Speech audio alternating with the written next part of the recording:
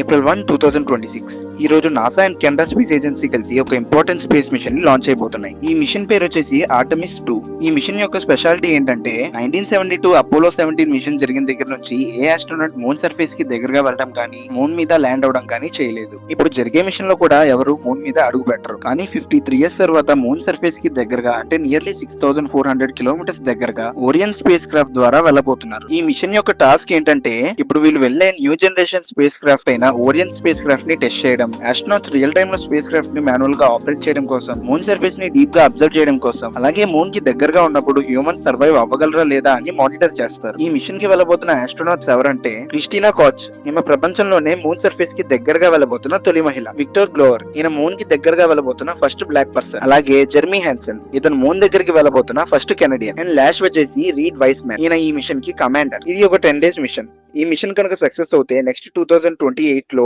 Artemis 3 machine ద్వారా astronauts ని direct moon మీదకి పంపిస్తారు. ఈ మిషన్ యొక్క లాంచ్ టైం వచ్చేసి ఇండియన్ స్టాండర్డ్ టైం ప్రకారం 3:54 AM కి. ఈ ఇన్ఫర్మేషన్ వర్తి అనిపిస్తే లైక్ అండ్ సబ్స్క్రైబ్ చేసుకోండి. నెక్స్ట్ వీడియోలో మళ్ళీ కలుద్దాం.